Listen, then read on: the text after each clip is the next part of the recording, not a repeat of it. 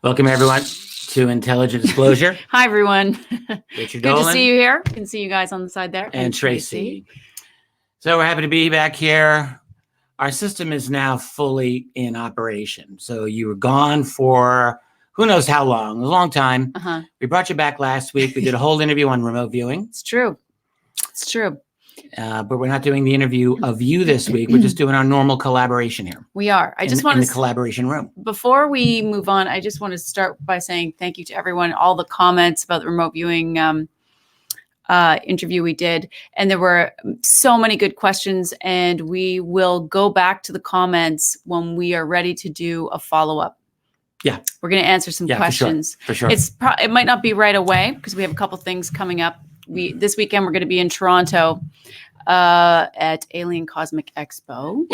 They like to call it now. We will be there Friday, Saturday, and Sunday. Well, some of you are going to be Naruto running toward Area 51 from Rachel, Nevada. We'll be in Toronto watching you. Spying on you. We'll be spying on you if you want to do that. But make sure you do your proper Naruto form. You got to bend over, arms behind you, and zigzag. This way you will avoid the bullets. This is what I've heard. This is the word that came to me. And if you are going, I can't believe you're going. Honestly, it's right in the middle of the desert. I mean, like total Burning Man. No, seriously, have fun. If you're going, bring your supplies because that's probably not going to be a fun thing. Logistics, nightmare, from what everyone is saying. But there you go. We'll be in Toronto. So if you're in Toronto, you can find us. We'll see you there. Okay. And just to mention one other thing, we have a cruise coming up in, I think, around October 5th for a week. It's called UFO Cruise, if you are interested.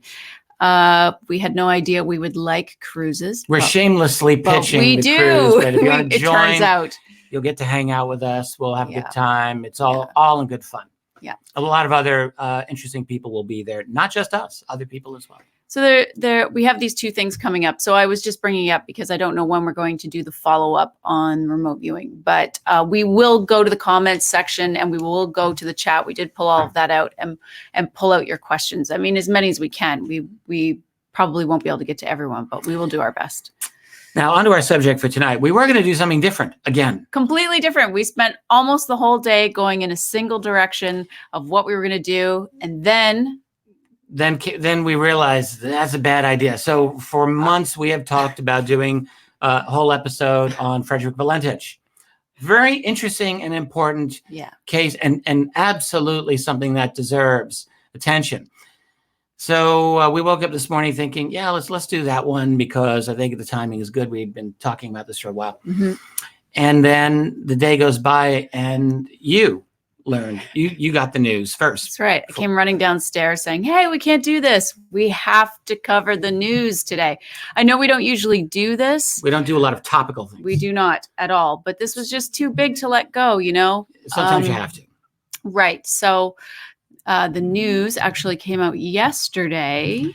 So do you want me to start a little screen share here? Please, yeah. So you all know about this, obviously. This is... here we go. U.S. Navy. This came out in Popular Mechanics yesterday. It's been covered elsewhere. Let's see. Let me just get to my. Here we go. Move this along here. So Fox covers it. Basically, the story is the U.S. Navy has acknowledged that the 3 UFO videos that came out in 2017, 2018, that is the Tic Tac UFO, the Gimball UFO video, and the Go Fast. The Navy's finally authenticated them. The Navy spokesperson has said, yes, they are real. In fact, by the way, John Greenwald of the Black Vault really deserves major props and kudos for this. Don't know how he was able to get in with the Navy to get that comment, but he did get it, and it's quite significant. So here's a Fox. They covered it today. Same thing. UFO videos are footage of real unidentified objects. U.S. Navy acknowledges.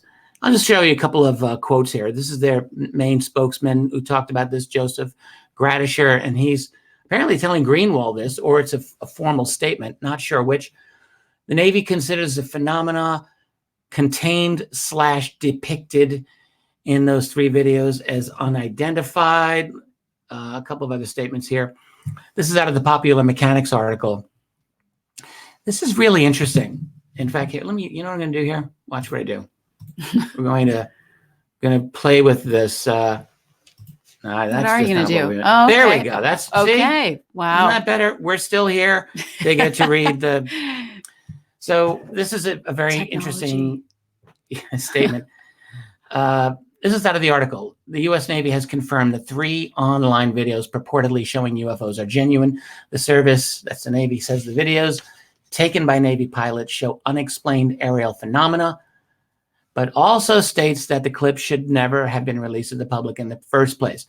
And this is a big thing that came out of the Popular Mechanics article. Fox didn't really pick up on it, but yes, it's real, it's authentic, but these were not, I think they said they were not cleared for release. That was the phrasing that he used. Mm-hmm. They were unclassified videos, but they were not cleared for release. Right. And I would love it if we would go into that. You want to go into that later? No, let's talk about it now. Okay. So, I think unclassified. Let's just. Yeah, what is unclassified? Describe what that means to us. So the military's got all kinds of classifications. So if a document or if a video or something is classified, that means it is explicitly removed from public inquiry until it becomes declassified. And that is all having to do with security, military secrets, and they classify things. And there's different levels of classification. Yeah. We all know that. So then there are documents or things that are unclassified. So what is that? So they are technically, it's not, I think there's a little bit of gray area here, to be honest, but as far as I can understand, it is not illegal for those videos to be released, but there is still a process for many of these to be released.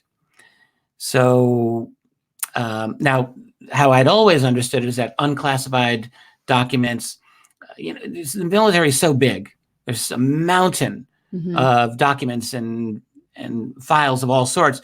So good luck, general public, trying to find some of these things. Like it's very, very difficult. Even if they're not classified, you're going to have a very difficult time finding them. You have to know exactly where to look. And so I think as a result, many military documents simply are unclassified. Okay. Maybe it's more convenient. Maybe it's just a simpler thing. These videos were unclassified as far as I've been able to see. But they still somehow got cleared for release. So what does that mean? That's, some people are asking this, like, is this a conspiracy? Is this an operation? Is this something like that? Yeah, you're already seeing this sort of blowback that we typically see everywhere. It's almost the go-to statement now. Is this an op? It is the go-to. I mean, I will just say this, like we chatted about this earlier, like there's a difference in my view, between being critically minded and having a knee-jerk cynicism. Right. Like if you're critically minded, you're keeping your thinking cap on and you're analyzing information as it's coming to you, and you're trying to put everything into context and understand it in a sophisticated way. If you're a knee-jerk cynic, you're basically calling BS on everything that comes at you, or you're saying, where's the BS? I'm going to sniff it out. And the thing is, if you're always looking for BS, you're going to find a way of finding the BS, even if it isn't really BS. So there's a problem with knee-jerk cynicism, and it's endemic not just to ufology. I would say it's endemic to our society. Yeah. Funny thing, in the Fox article that's online, I think there was something like 2,500 comments below, which is in less than a day. And I read like the first page or two, and kind of typical what you would expect. So lots of like really stupid remarks by people, like everything gets turned into Trump. Well, Trump proves that aliens exist. Like, okay, funny joke. Like, can we please get onto something relevant? Right. And then they get into the liberal versus conservative all the time, no matter where you go, no matter what the subject is. But in terms of content, there was a breakdown between basically totally snarky, pointless comments, borderline bad jokes, and then a certain number of people who actually were genuinely interested in the article and took it seriously. Right. And when you go through these, you really wonder, like, are people ever going to get to a point where they're actually going to have a mature, reasoned response to some of these news stories? Like they're not showing it much now. Now Now that's Fox, and if you don't like Fox, you can say, well, they're all idiots. But the fact is, you see this everywhere. You see it on the liberal sites as well. When they allow comments, often they don't. But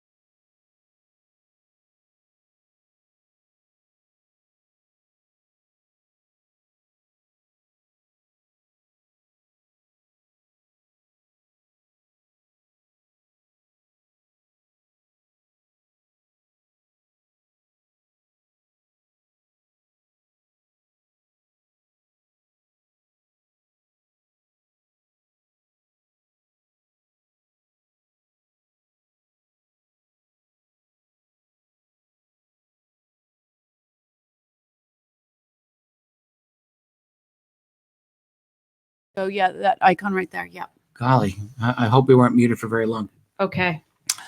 So I just want to go back up a little bit, because you were talking about the overall cynicism, and I don't know how much people heard before we lost that. Right.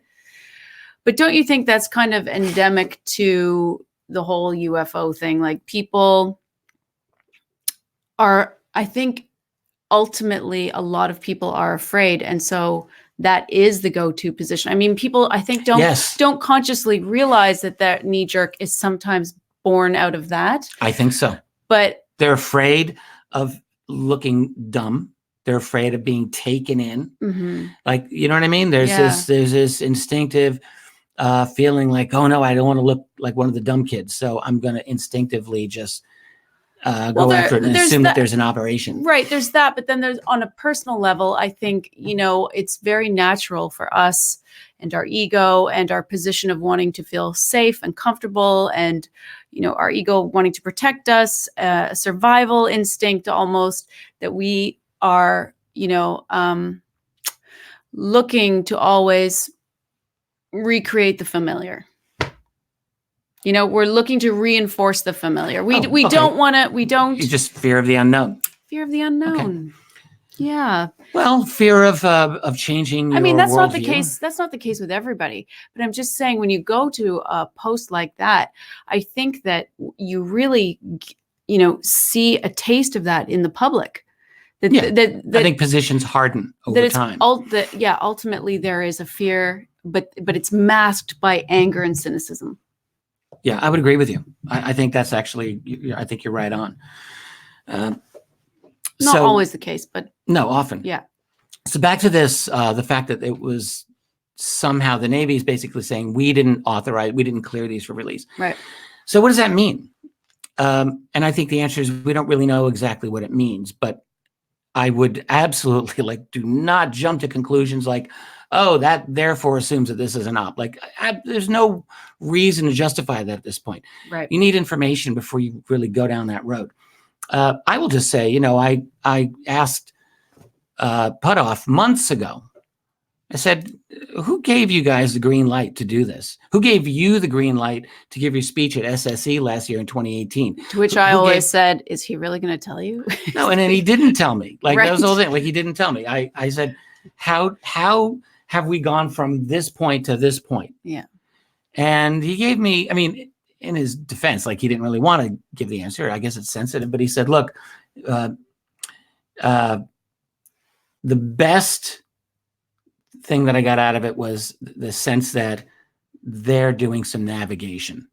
Yeah. That's really what I believe. Right. They're, that he and the rest of the TTSA crew, along with DeLong, along with Mellon and Elizondo, they're navigating. Mm-hmm. So what does that mean? Maybe the Navy didn't clear this for release, but maybe, the Pentagon's big, and the Pentagon is more than just a Navy.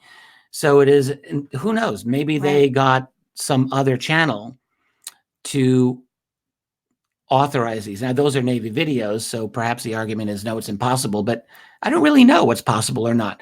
Somehow they got out. There's no indication that these were released illegally. Right. And one thing that I'll point out, and this is from our forum on our website over at RD Members. That's right.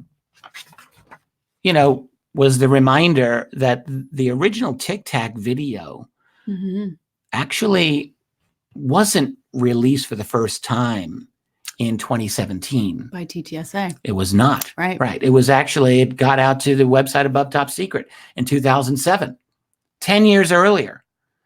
Now, it didn't stay on there indefinitely, but it was there, and it was subject to threads. You can go back and search it out. I think it was February 2007.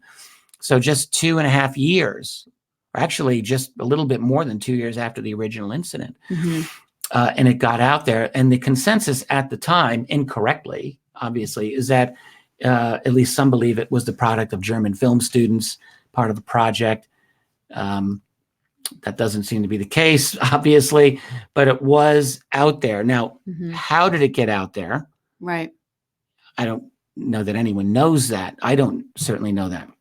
But I think the point in one of the comments on our forum was that the Navy, may just as well have thrown up their hands at a certain point and thought, you know what, it's out there. It was out there.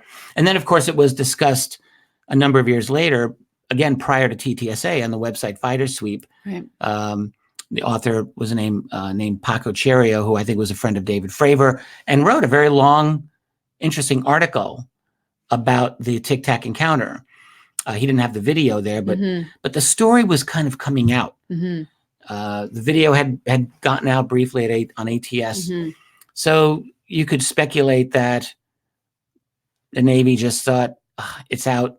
What are we going to do about this right now? Right. That's a really interesting point. I mean, all this time, I actually forgot about that. Yeah. I couldn't remember. ATS that it was actually released in 2007. So it got out somehow.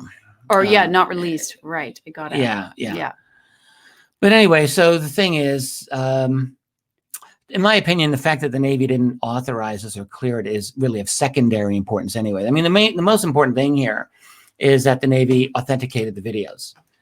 So if you're a skeptic, like over at places like Metabunk and other skeptical sites, like they came down really hard right out of the gate on these videos. And frankly, there were some very good analyses. They turned out to be incorrect, but they were still very interesting analyses over at that site, arguing that, for example, the Gimball video had to be a hoax because the audio just could not be true. Right. And the analysis of the video, I actually thought seemed plausible to my untrained technical mind. And I read it and I thought, maybe it really actually is as they thought, which was the infrared of a single jet aircraft. And I think that they just somehow misread it. But that's not the case. That clearly is not the case. And the audio is clearly not hoaxed. Right. Remember in Unidentified? Yeah. They interviewed the guys on the USS Roosevelt. Right. And they were like, oh, yeah, we recognize those voices. Yeah, that's right. So you have that. But then we were watching it going, Yeah. Right. No, exactly. Yeah. But now you have the Navy authenticating it. So the hoax explanation is not going to fly. That's the final nail in the coffin on that. So now we're really left with just asking, what are these videos? Like, what were they actually capturing? And that's... So people before were also saying, could it have been China or Russia? And so now we know if the military is calling it unidentified, then no. I would definitely say not China and Russia. But geopolitically, it doesn't make any sense. Right. Well, I was going to say, we were talking about this today. I found this super interesting when you were talking about the sort of political military landscape of 2004. Yeah, let me just go over that real quickly. Yeah. So it's not that it would be impossible for Russia or China to be tweaking U.S. defenses back then. But you got to understand, in 2004, there was a very different situation going on. So first of all, today, everyone talks about the adversary Russia, the adversary China. In 2004, you were not hearing this. Right. In 2004,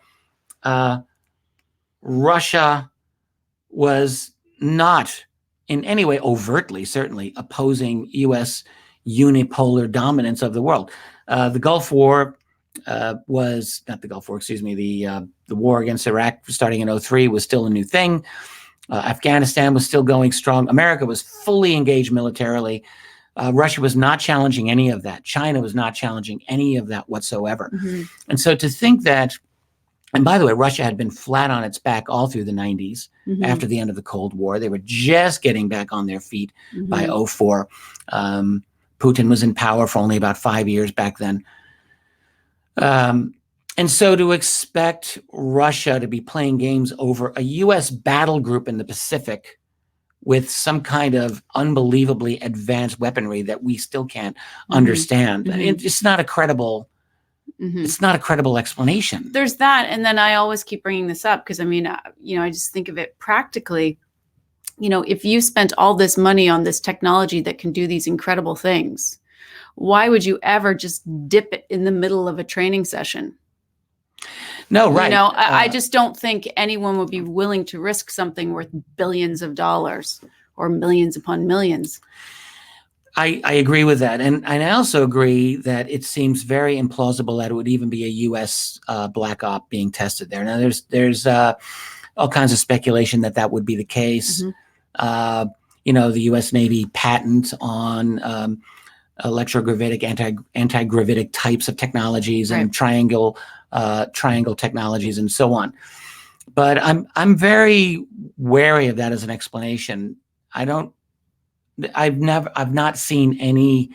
I don't have a go-to reason for that. We chatted a week and a half ago with Kevin Day. Right. At Congress, right. I'll show a picture. UFO Congress. Kevin, boy, talk about an amazing guy. Yeah. Here's Kevin. I want to just share this screen. So we met with Kevin. There he is. This is. So Kevin was operating the radar aboard the USS Princeton during the Tic Tac UFO encounter. We saw Kevin over in Phoenix at the UFO International Congress there. And so here's the thing about Kevin Day. First of all, he is an absolute #1 stand-up guy.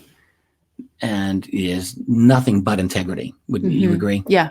It comes across, when you see him talking on Unidentified or on the other documentary we've talked about in the past, the Nimitz Encounter. But when you meet him, it takes his sincerity and authenticity to a whole new level. I mean, 100%. Absolutely. And not only that, his technical knowledge, like he was an incredibly capable individual on that ship. He seemed to know everything that he needed to know. Mm-hmm. He's certainly was quite knowledgeable in aircraft capabilities and all of that. He was the guy operating radar when he tracked multiple objects, one of them descending from 28,000 feet to sea level in 0.78 seconds. Mm-hmm. So over 20,000 miles per hour. Mm-hmm. And when you hear him talk about this, like, that he knows exactly what he's talking about. Like, yeah.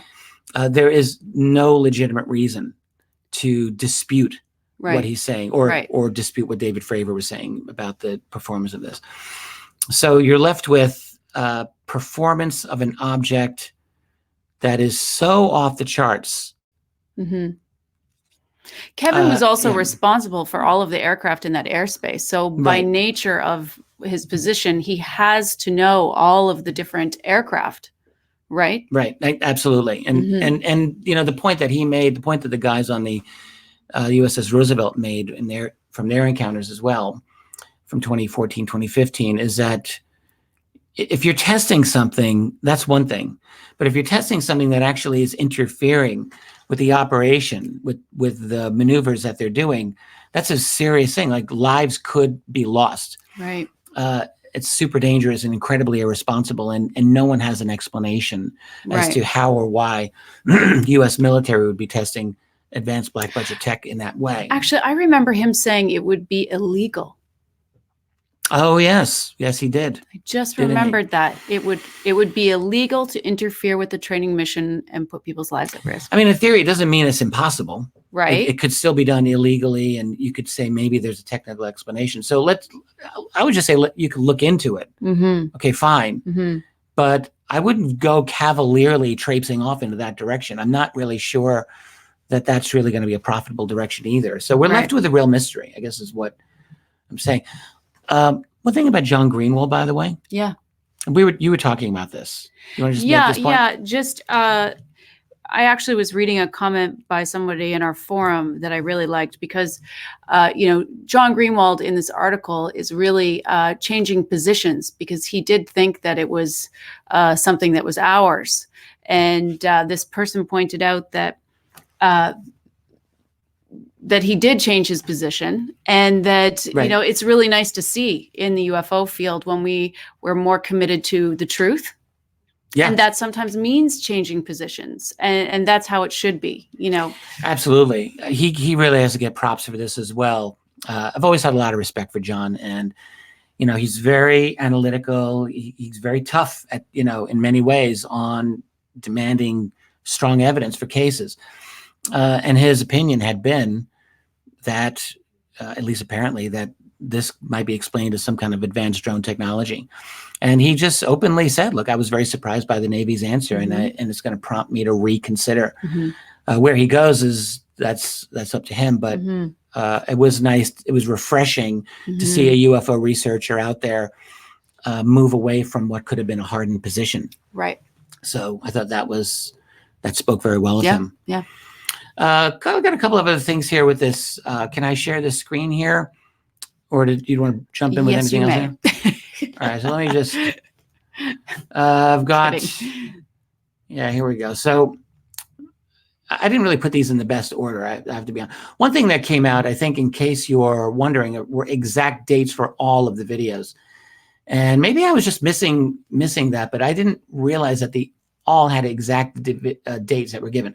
November 14th, 04, that's the Tic Tac. This video was taken. And by the way, I'm going to show these really quickly. Do you think I should, or do you think I should not? Richard was asking me this earlier, and I'm always of the position that, now that the show Unidentified has come out, and, news like this has come out, there's going to be more and more people looking for information. So I know a lot of us here have been looking into this for a long time, some of you way longer than me. But there's always new people coming in. So I think that it's worth showing the videos. We'll only show a very quick snippet of each one. But if you are new to this, here you're going to have a little orientation. We'll do this really quickly, though. Yeah, this is off the TTSA site, and you've probably all seen this a million times. So I'm not going to show the whole thing. But that's a part of the Tic Tac UFO video, and I'm going to stop that, and I think we're going to go to, I'm going to share. I can't do this a little more. I wish I could do this more easily. The Gimball UFO. At least we can do it. That's here. Yeah, we weren't able to do this before. Let me do a full screen on that. Can I do that? Anyway, you can see this, right? This is the Gimball UFO video. Oh, here we go. Full screen that. And I'm not sure if the audio is coming through or not. I can't really tell. Well, and then we'll just do the go fast. Let me just remove that. I'm trying to do this quickly, guys. No audio. Okay, so there is no audio. But well, sorry, but we'll just go with the video. Audio was something we were just trying to sort out today for the first time. So, and you can see this thing is moving. And these guys are like yelling too. They're like, "Oh my God, look at that. There it is." They're laughing. They're kind of amazed by it, apparently. There's been a lot of analysis of this. I'm not going to go over all of that right now. Those are the three videos. They don't necessarily show extraterrestrials. Okay. But they are interesting. And the Navy says they're unexplained. So yes, they do. And in fact, I want to just go over a couple of little more slides that I have here. Okay. And we'll go into a couple more things.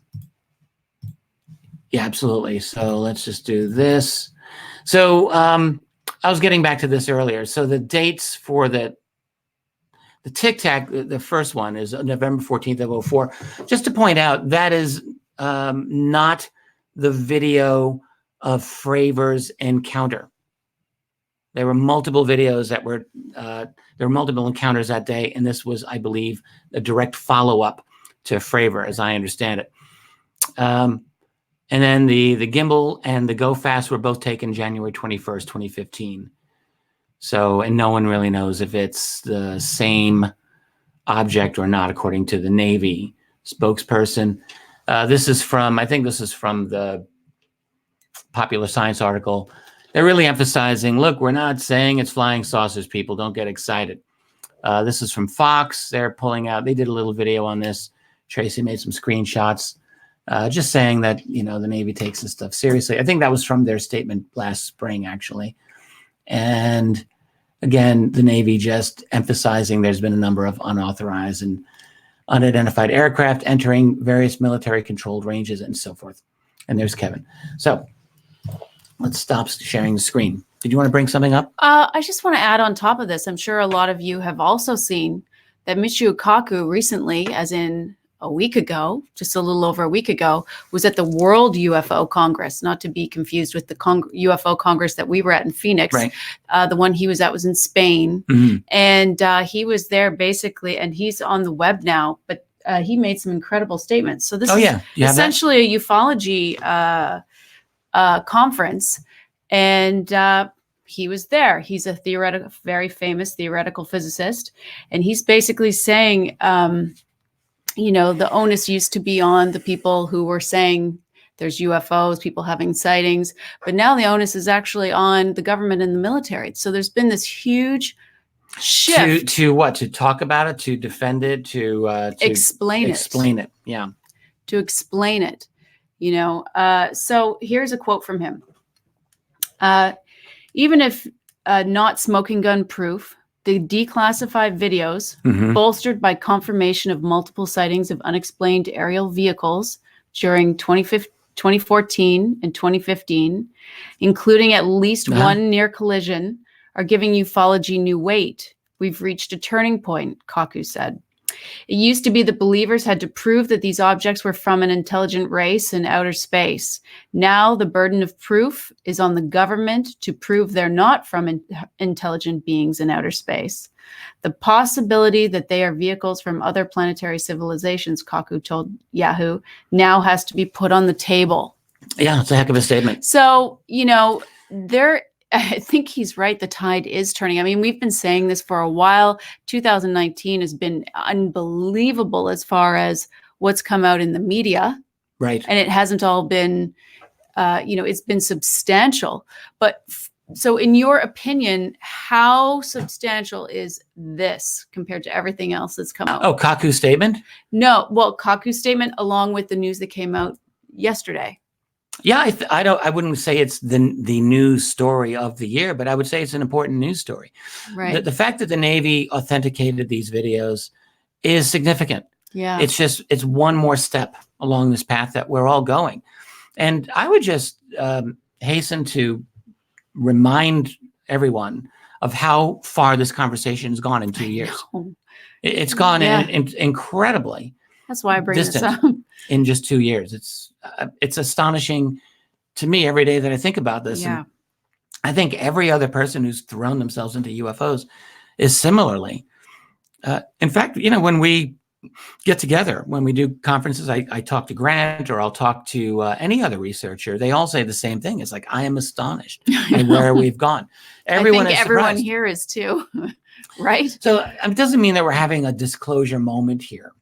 I don't think that that's, you know, I've been really thinking a lot about this lately and talking once again about the privatization of the UFO secret. And we'll come back to that again. Mm-hmm. So I don't think this is any slam dunk in any way, but there's a lot of factors at play here. This is a complicated situation where you have a very, very entrenched structure of secrecy. There's no question about it. And it's very difficult to see how formal government players are going to be able to get access to all of this stuff. Mm-hmm. On the other hand, there's a definite shifting that's occurred in the public. One thing, there's a question another one you found on our phone. Yes. Okay. And do you want to read that? Because I think that was a really good one. So here's the paradox in very simple terms. TTSA released the videos. TTSA main players have signed NDAs, non-disclosure agreements. U.S. Navy says videos were classified and not cleared for release, yet TTSA main players, Mr. Elizondo, are not facing prosecution. Why ever not? One minor correction. Everything else is correct, but the videos were not classified. They were listed as unclassified. So that's one thing. And that's probably actually the key statement. But everything else in there is actually quite interesting. That's a really great question. Like, we've only had that forum going for like a week and a half, 2 weeks. Yeah. We've been working on this forever, and it's totally just going at full steam. Anyway, I would say that it comes down to the fact that there is a genuine battle going on within the Pentagon over all of this. Right. We were talking to a couple of journalists just recently. I don't know if they want their names out. I think we shouldn't. Probably not. But there are people who are very, very like tapped into this in a way that I'm not, in a way that we're not. I've had this suspicion for a long time. But we've been told by different sources. Yeah, I mean, I have believed for a while that what we're seeing is that TTSA is some kind of faction. I absolutely do not see them as a CIA op. I think that is absolutely woefully mistaken. But what they are is a faction within the intel military community. That's true. And they're a faction that believes, for their own reasons, in pushing this disclosure narrative as far ahead as they can, within their limits. Undoubtedly, they've got their limits, sure. But they're pushing it, and that alone is prompting allies and opponents to show themselves. Right. And I spoke to a leading journalist on this just a little over a week ago, and I put that idea out there, and the response was absolutely. And in fact, the response was there's a lot more opponents than allies, but there's a little bit of both. And so everything has to be understood in that context. The Pentagon is a huge labyrinthian place with all of these little nodes of power.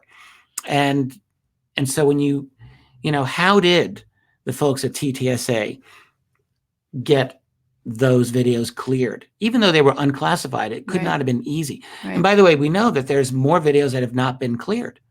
And we know that the videos that have been cleared have only partially been cleared. They all exist in much longer form. So this is not a slam dunk. They've got some of what they were trying for. They haven't got other things that they're trying for.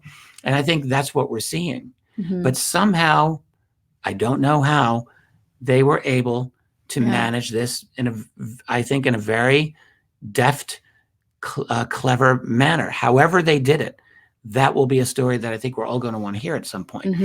I just remembered as well, this isn't really a secret, this sort of infighting conflict. I believe that was actually spoken about on the show Unidentified. Did they? I can't remember that. I think Elizondo did, maybe in one of the that episode 5 or 6. Or things like that? I feel there was, gosh, I hope I'm right. I feel there was, it was spoken about, unless we heard it privately. But it wasn't from him. We didn't speak to him. So anyway, I'm not a fan of knee-jerk reactions like that will say, oh yeah, it's an op. Oh yeah, it's a false flag. Like, explain. Please explain.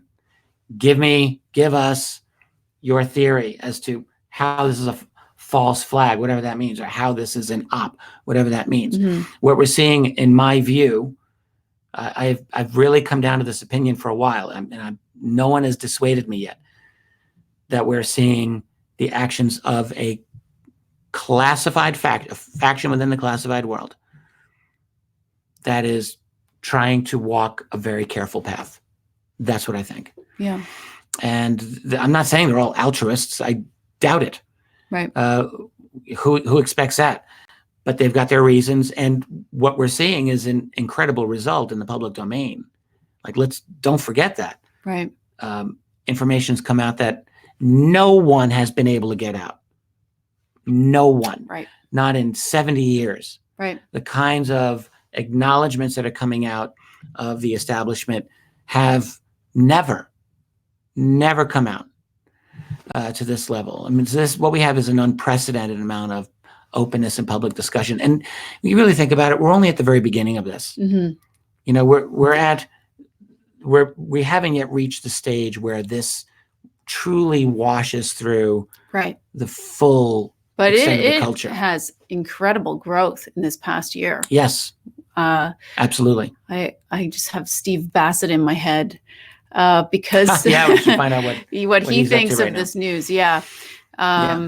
Because this has been an incredible year, and this is really big news. I know it's just a stepping stone. It's just another, but I mean, this really is big news, validating those videos, saying those videos are real. That's kind of a big deal. You know, before we did this, we went for a walk in the neighborhood and we were chatting about all of this. We should have recorded that because I think we were really mixing it up. Do you remember any other points that you wanted to ask about any of this? No, I mean, one thing we were just sort of saying, so knowing everything we know and seeing where we are right now, what do we all think about, if there was some form of full disclosure, would humanity be ready for it? Have there been enough sort of small stepping stones to bring people along with us? Do we think humanity would be able to cope with this? No, I don't believe it. You don't think so? I don't know. I don't think we'll ever be ready. It's going to happen. I know you've said that before. I firmly believe we're not ready and we'll never be ready. Yeah. I think it's an interesting check-in because we're always looking ahead and trying to imagine, but now we're actually on the path, walking the path. In the middle of the path, it feels like we are heading there. We are going down. You just read those comments below the Fox article and you'll see. I mean, I don't think we'll ever get to the point where we're actually going to be ready, but that won't stop it. Right. Right. Just not being ready isn't a good enough reason for something not to happen. All right. It happens anyway. So, no, I think as a society, look how messed up this is. Seriously. We have a toxic education system, toxic culture. No one's educated. No one really is educated. No one is really thinking about things in a deep way, other than the people watching this video. Like them and a few other people. The chat That's family. it. So, chat family, by and large, members from forum. Yeah, people are sleepwalking their way through this world, and not just with UFOs, with so many things. So I don't think, are there any trends in our world that are moving things toward a genuinely higher state of true consciousness? Like, maybe you see it. I don't see it. Maybe I still have hope. I see it dumbing down increasingly. Well, I agree with that. And then furthermore, I do. We can get back into our 5G conversations, our future AI tech conversations, our surveillance, our censorship. I mean, where is it going to stop? We're seeing the creation of a monoculture that's micromanaging every single person on the planet to manage every little aspect of their life and their behavior, their thought, everything they do. So that's where we're moving. I'm I'm going to bring up an old idea that I brought up a long time ago. So it's interesting, the timing of these two things. Yeah. We are on the verge of this huge break in artificial intelligence, and we are seeing the beginning stages of disclosure. AI is a signifier of the broader tech revolution, but AI. Yes, AI in general, singularity, whatever that brings. Right. But I mean, is there some way that these two are related? Is this a coincidence that these things appear to look like they're going to coincide? I see them as two symptoms of the same basic thing. Okay. I see them as two symptoms of the speeding up of our civilization. Like, we're not moving at the same pace that human beings have moved at in the past, not even close. So we started crawling, then walking, then running, and now we're like in a vehicle that's just shooting us like in a rocket with that type of speed. We're in exponential growth. We are. That's part of being in this technological. So it's transforming our society so dramatically, so rapidly, that I think, the AI revolution and this movement toward, a kind of disclosure. I mean, whatever this is, we're moving toward this, a shift. And I think that they're all symptoms of the same phenomenon. So now the other thing that we were talking about, that theory. Yes. This is our little theory. Yep. If there are others who are watching us, and we both believe that they are, what makes them interested in us? Is it us? Maybe. I mean, we are kind of interesting. Or is it something else? Our creation. Right. Could very they strong be AI. here because they are interested in something that is about to happen that we cannot predict with the advent of quantum computing and the potential of singularity? And I know a lot of people don't believe in that, completely interconnected 5G surveillance system where you've got billions of interconnected pieces of machinery and computing that are all talking to each other, creating this node. Like, that might be of interest. Are you actually saying laying the structure for the Borg? I'm just being silly. I wouldn't be the first, I guess, right? I don't know. No, but there will be this incredible infrastructure that links absolutely everything. It's like a super highway. Yeah. That's going to be there for us, for a more intelligent version of AI, or could it be there something that they're interested in? I think it's a really interesting question. Yeah. Well, now we're kind of riffing. Yeah, here. we're just going off. So we went a little off from where we were going to. I think we're probably going to make this a shorter intelligent disclosure. We don't need to dredge this and drag it out. The news is the news. We're talking about it. We're giving our best take on it. What's probably going to be more interesting, honestly, are your comments below. So that's right. We'll be looking at that. But seriously, let's have a conversation here. Your comments below will probably be interesting. Keep it civil, man. You don't have to be trash talking other people, but there's a lot of interesting ideas to discuss here. And that's one of the really great things about YouTube, actually. I mean, we like to complain about YouTube all the time, but comments are an area where you and where just the public can really participate in that kind of open forum. And it's fascinating. And I will personally be interested in your thoughts on this news of the Navy acknowledging these 3 videos as genuine. I'm trying to blow up something to show you, but for some reason it won't do it. I don't know if you want to address these or not. These are questions. Yeah. Right. Military would eventually reveal this situation as incidents and sightings are beyond their control. That's one. And then another person writes, John Greenwald of the Black Vault has been saying there are some discrepancies he's found with Lou Elizondo. What's your take on that? Yeah, well, the whole discrepancy thing with Elizondo, the fundamental one stems from the Navy spokesperson last spring, who made the comment that Elizondo hadn't really been running ATIP. And in fact, when that came out, I was asked almost immediately to provide a live comment on it. And I thought, I'm not going to do that. Like, I'm not going to jump in and pile on before anyone has information. And sure enough, you find out, no, Elizondo was involved in that program. You've got ATIP, you've got OSAP, you've probably got other programs that we still don't even know about. So I have seen no evidence to show that Lou Elizondo was not intimately involved in that operation. Mm-hmm. Doesn't mean that they're all telling the truth about every single thing that they encountered. I don't know that, but can you imagine, like, for him to be lying publicly, like that he had nothing to do with it?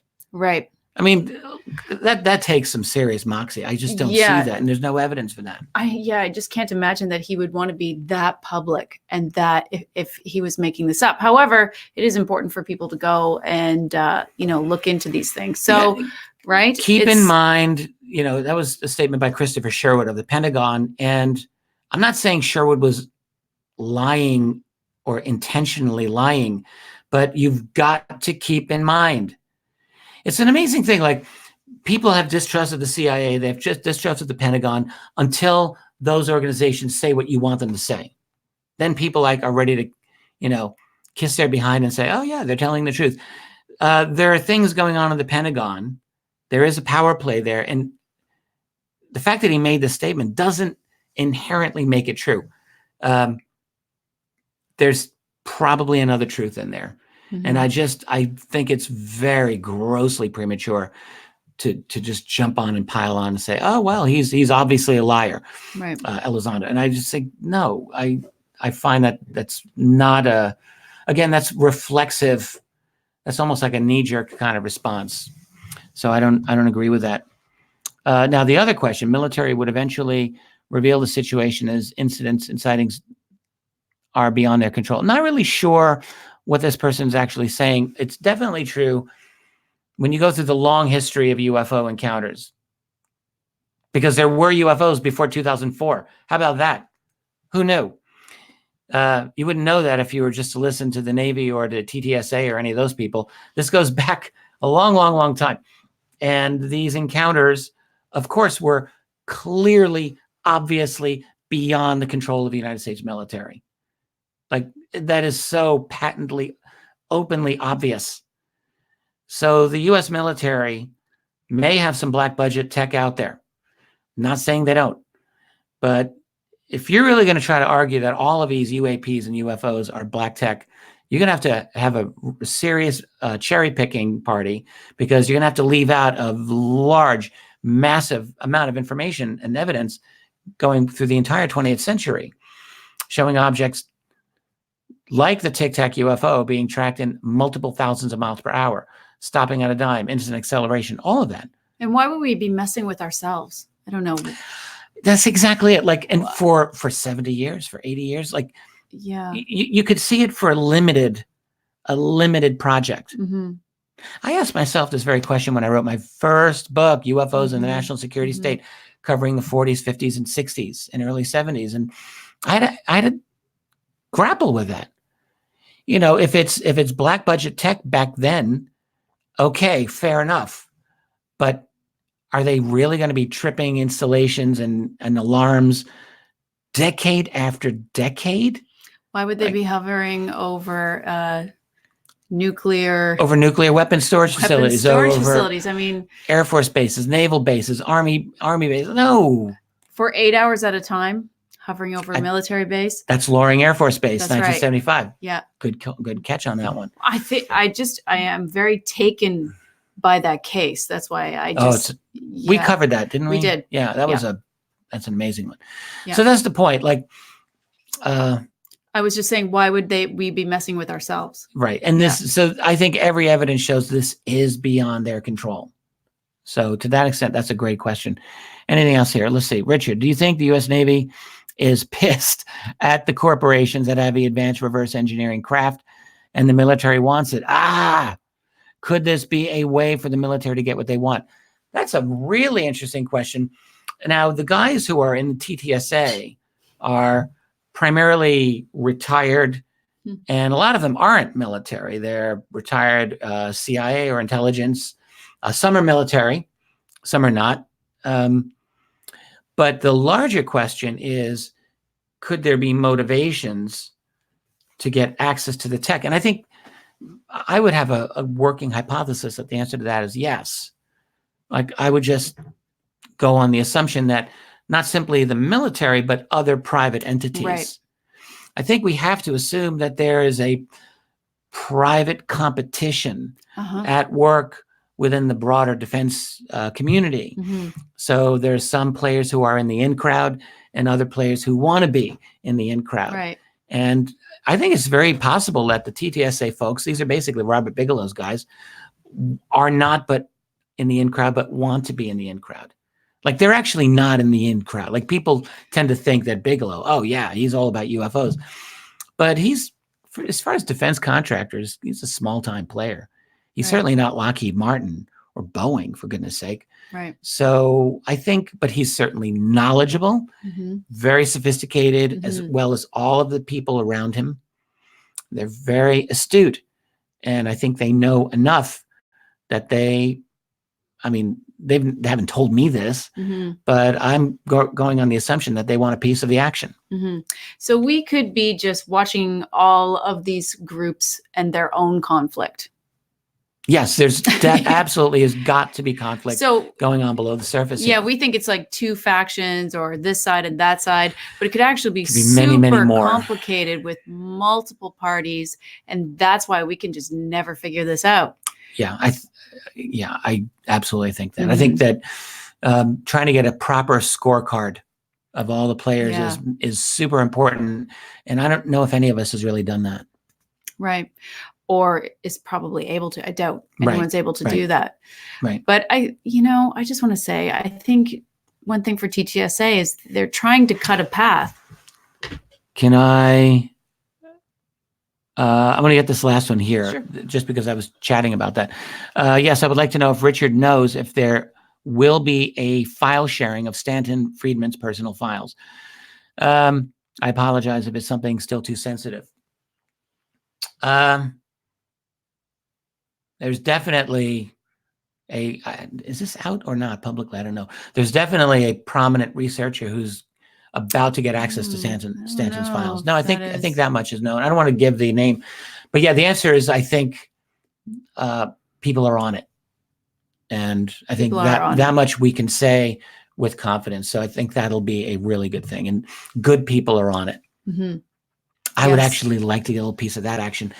If I ask really, really nice, I might be able to get in there. But actually, there's someone very good working on this right now, and we should have every confidence that will probably be handled very well. Mm-hmm. There's another question here.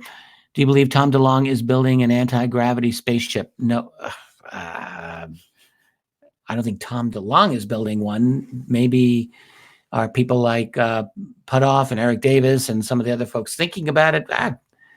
They are probably thinking about it. I don't know if they are actively with plans to do it, but to hear them talk, they would say that they are a long, long, long way off from getting anything like that done. So I would say, as far as I can see, the answer is probably no, but maybe they would like to. I don't think that they're doing it right now.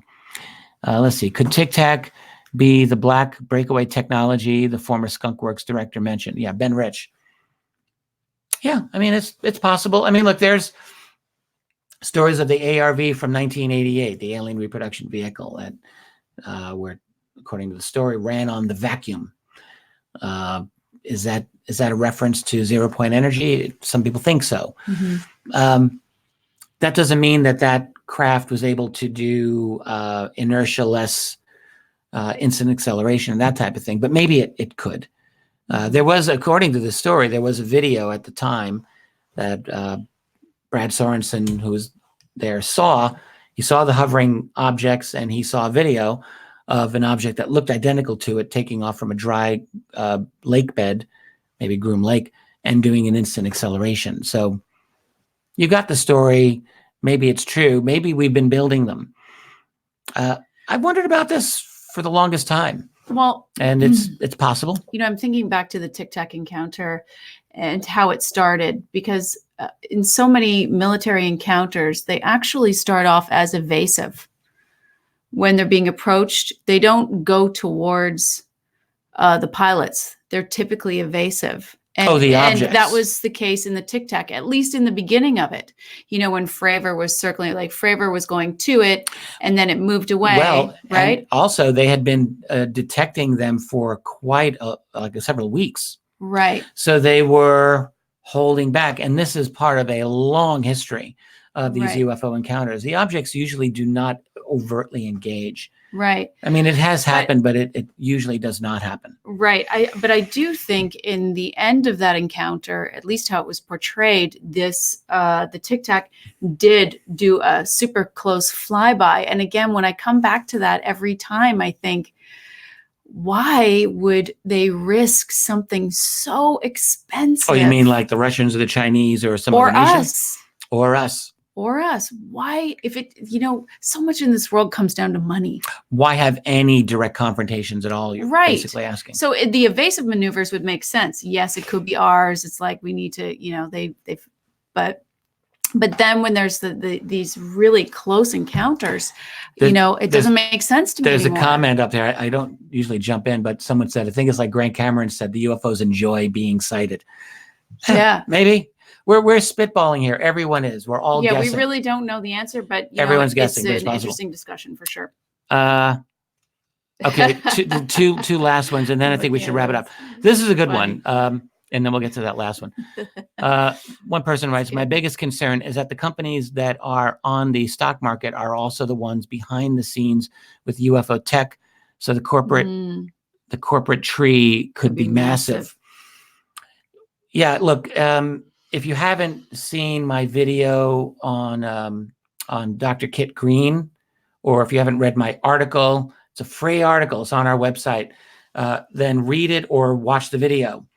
One of the key things that Green really emphasized in our talk This is a man with extensive experience with CIA and private industry in his retirement from the CIA. He made the overwhelming point that secrecy is way more privatized than it is public under government control. Right.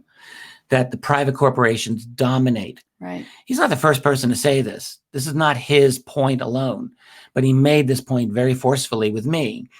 To the extent saying things like, those fast walkers are all private corporate tech. And I was like, whoa, okay, let's come back to the fast walkers. Mm-hmm. I will want to ask him more about that. Mm-hmm. But all of this is dominated by private tech. And I think this question is exactly right on. I think we're dealing with a situation. And again, I'm going to bring up the Wilson document that was written by Dr. Eric Davis. And yes, that's a real document, guys. Within that, you see this domination of the UFO secret back in 1997 by private entities for which the US government serves as the security force and provides the basic infrastructure. But it's the private corporations that are the ones that are not just benefiting from the secrecy, but they're really running most of these programs. Look, go back to an article from the year 2000 by Bill Sweetman.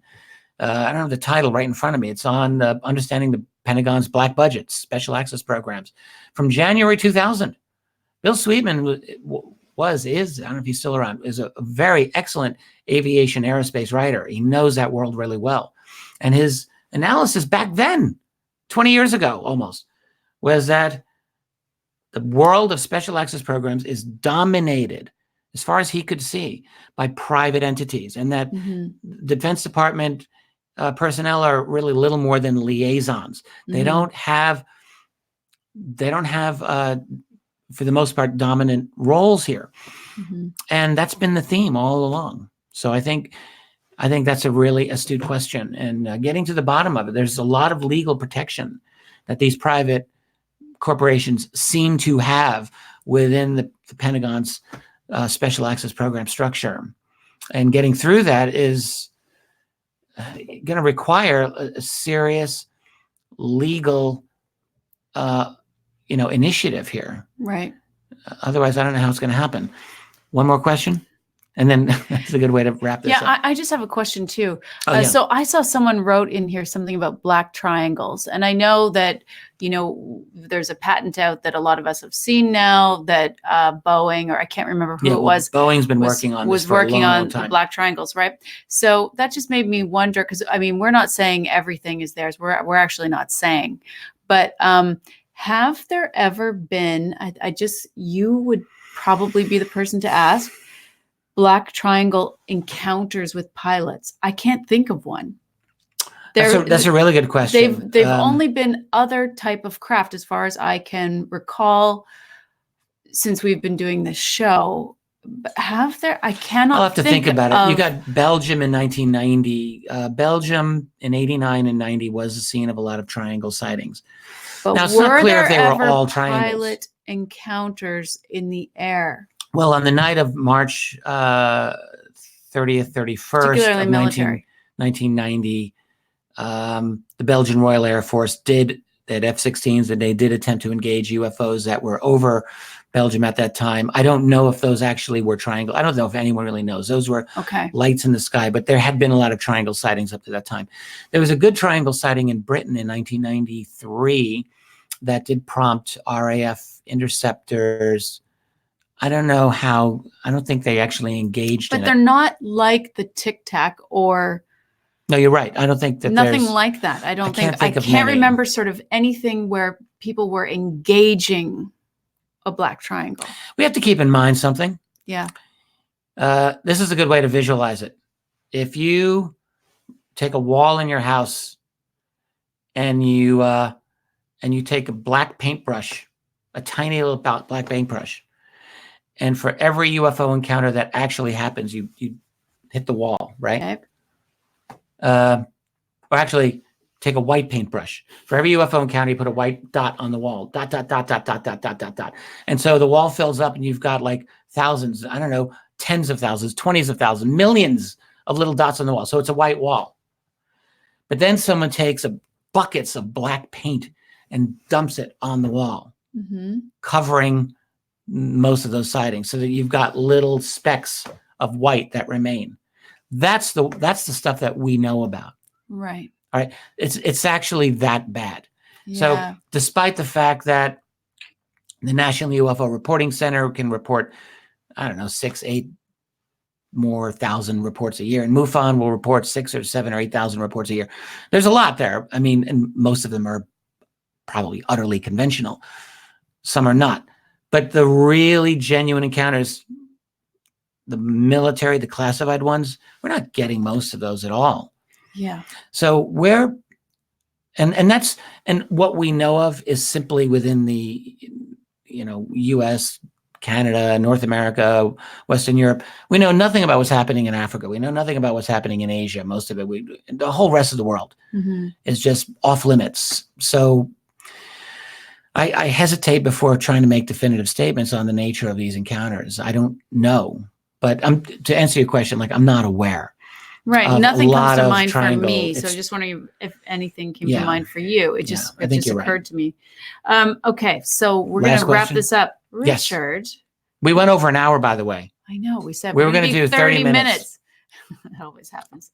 When are you going to do a show from your garden? Yeah, that's a fun place to do it. Yeah. Well, the weather's getting a little cooler now. It is. Keep in mind. September is a great month. We might be able to do it, but I think it's going to come down to noise. Yeah, and the only way we'll be able to do it now is if we pre-record it during daytime. Yeah. Because it's dark now. We could have done it in the summer, but we were traveling. Yes. And we have a nice little neighborhood here, but let me just say, so loud. Kitty corner, there's a guy who has a table saw. He's a welder. He's out. I like the fact that he's got some gumption and he's out there making things, but it makes it difficult to do a recording. Like you would hear him. And then there's the dog next door. And there's all these things. So it would be nice. For our website, I will, because it's a much more limited group, I will sometimes do outdoor videos from the garden. Yep. But for YouTube, it's kind of tough. And plus we do the 8:00 evening thing here. And it's just, I don't think it's going to work. At this point, it's not going to work. Yeah, it's dark pretty early. I will say, I like our garden. It's a nice garden. It's not an awesome garden, but for us, it's awesome. For us, it's good. I mean, we just got into it a little while ago. It's good balance for our working inside on the computer all day. So, and I'm now old enough to really get into the lawn. And I've hit that age where I like to see a nice green lawn. I'm out there mowing it every now and then. I make sure the kids don't go on it. And that's fun for me too. You're so funny. All right. Should we wrap this up? Let's wrap it up. What do we want to tell them about? So I just want to tell you really quickly, newsletter. We'll just do a little bit of housekeeping here. Newsletter. We've got a free newsletter. If you want to sync up and see if you're getting it, we sent it out Sunday night at 12:01 a.m. Eastern time, so which Sunday was going into Monday. Sunday was what, the 15th? So it would have landed on the September 16th. Correct. If you're looking to see if you're getting it, check then. Now that's Eastern Standard Time. That would be 9 p.m. on the 15th Pacific time. Right. But that's when it was sent out. Some people say it goes to their junk mail. So check your junk mail, your promotions, and then you'll know if you're getting it for sure. Some people ask us, so we want to throw that out. And we have opened up a forum. Yeah, I just have to say, we put a lot of thought and work and planning into this. And for so long, and on our website, Richard Dolan Members, we have a forum. You got to be a member of the site. Okay, sorry, that's just how it is. But if you are a member of the site, it's an amazing forum. Yeah. It's actually an incredible, there's a lot of activity. That joint is jumping every single day. That's right. And the best thing about it, they're brilliant. Yeah, they're insightful. But the best thing about it is everyone is so incredibly supportive. Yeah. There's this community there that I have to say, I have never seen on any other forum. Of course, those are all public forums. So here we've got our own little club. And you know what? I actually like it that way. And I think the people who participate, therefore, know that, everyone it's is going nice, to be respectful dialogue. It will be, because it's very definitely policed, and that's a good thing. Yeah. But it's a free speech zone. Don't get me wrong. We like that. But everyone is very respectful. It's a very, very supportive environment. So the Richard Dolan member site is still there. This is just an additional part where people can express their own opinion. So it's building a place, because on the member site, everybody, Richard is basically giving his thoughts about everything on a weekly basis. But this is a place for community. So we wanted both.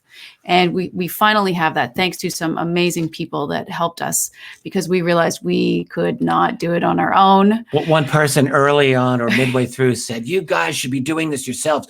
You're not supposed to give this to other people." We're like, what are you smoking, man? We need help. And you thought that we know when we need help. No way we could do that on our own. Like, we are not that good. And we also didn't realize what a huge undertaking it was. I mean, originally I tried to take it on myself, and I really was over my head. It's too much. Over my head. And then we tried to, and so we've got very good, technically astute and dedicated people. And they're wonderful.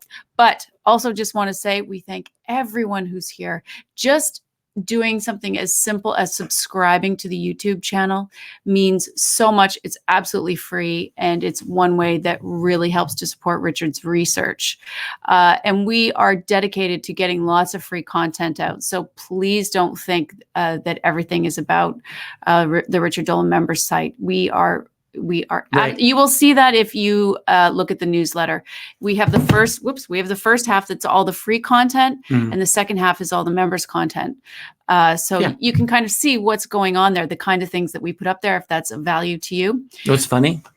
All through the summer, I thought, I'm not really putting out very much. And when I looked at that newsletter, because we had to catch up. We did have to catch up. There was a lot. There's actually, we have been quite busy. We have been. So that's good.